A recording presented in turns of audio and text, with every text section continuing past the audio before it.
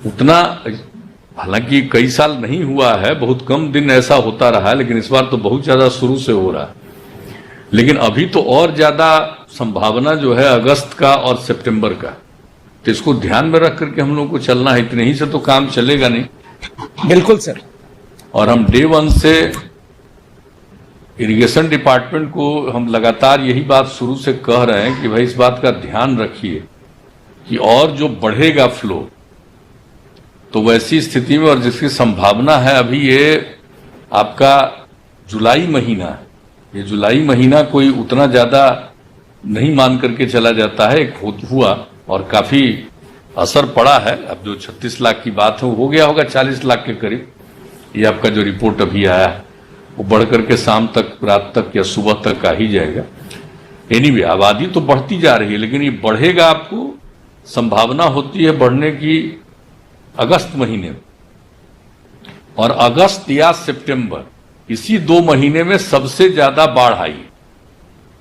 और एक्सेप्शनली एक बार, 2-3 बार ऐसा हुआ है अपने बिहार में, जो अक्टूबर के भी फर्स्ट वीक में 1-2 बार ऐसा हुआ है जिसको में असर पड़ा है।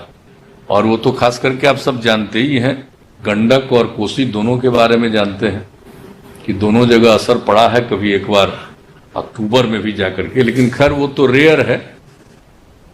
अभी तो अब ये बीत रहा है, ये महीना 29 तारीख आज हो गया, लेकिन अगस्त के लिए पूरी तैयारी। और जो हम शुरू से कह रहे हैं कि भाई इसका एकदम बिल्कुल आइडिया पहले से लगा करके रखिए, और लोगों को सेपरेटली ले जाने का उपाय हम लोगों को करने के लिए बिल्कुल तैयार रहना पड़ेगा।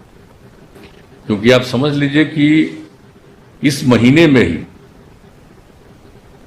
जुलाई महीने में ही ये स्थिति अगर है, तो आप सोच सकते हैं कि अगस्त और सितंबर में क्या होगा। वैसे तो कोई जानता नहीं, ये तो बिल्कुल चीज है, नेचर की चीज है, कब कहां कितनी वर्षा होगी। और कितनी बार तो हम लोग देखे हैं कि खूब वर्षा हो गई, उसके बाद सूखा पड़ गया लास्ट ईयर, फिर वर्षा हो गई। तो वो तो इस बार स्थिति है नहीं, लगातार ही। और इस बार का देख लीजिए कि यूनिक है। आप देख रहे हैं ना कि ये कौन महीना बीत रहा है, सावन।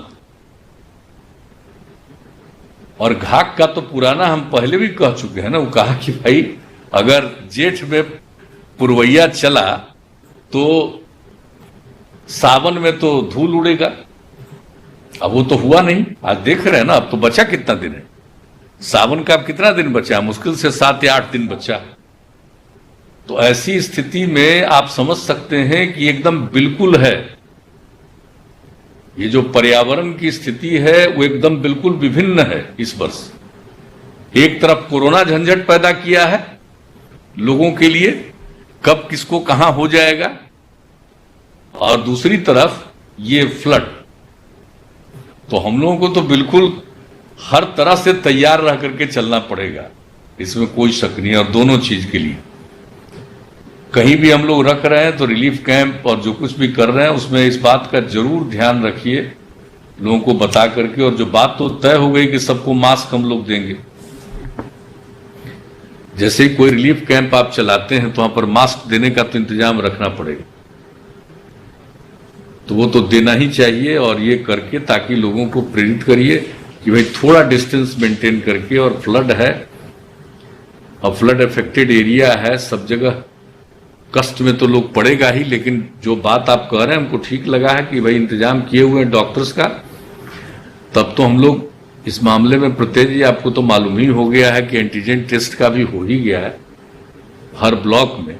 तो ये सब जहां भी फ्लड का रहे और जहां भी हम लोग रिलीफ कैंप चलाएंगे अगर, तो उसको पहले एक बार जरूर करवा लीजिएगा टेस्ट, ताकि अगर किसी के पास कुछ हो तो उसको उस तरह से कहीं अन्य जगह पर रखने की सुविधा उपलब्ध कराएंगे। वरना क्योंकि आज तक तो ये समस्या नहीं ना आई थी। आपको याद है ना 2008 में जो कोसी में ट्रेजेडी हुई, तो उस हिसाब में हम लोगों ने तो ये 10,000 तक सहरसा में कैंप चलाए थे, मेगा कैंप। जी सर, मेगा रिलीफ कैंप याद है। तो अब तो उसकी कल्पना आज कर नहीं सकते इस स्थिति में। तो उस स्थिति में हम लोगों को थोड़ा, मेरा ये सुझाव होगा, चूंकि आपकी जिम्मेवारी अब दोनों है, तो इसलिए देख लीजिए कि वैसी जगहों पर थोड़ा वो, और टेस्ट तो नहीं खैर हाँ एंटीजन वाला जो है ना वो जरूर करवा दीजिएगा, क्योंकि अब ब्लॉक के लेवल तक पहुंचाने की बात हो ही गई है, तो हम लोग इसको जरूर देखें। और हम चीफ सेक्रेटरी में बैठे हुए हैं, जो भी फ्लड इफेक्टेड एरिया है वहां पर काइंडली आप नंबर इसके किट्स का एंटीजन का बढ़ा दीजिए, फ्लड इफेक्टेड एरिया, क्योंकि लोगों की रक्षा हम लोग करना चाहते हैं। एक बार जांच कर लेंगे तो पता चल जाएगा, वो तुरंत जांच होने का तो वही तरीका है, इसका ध्यान रखिएगा, यही हमारा सुझाव।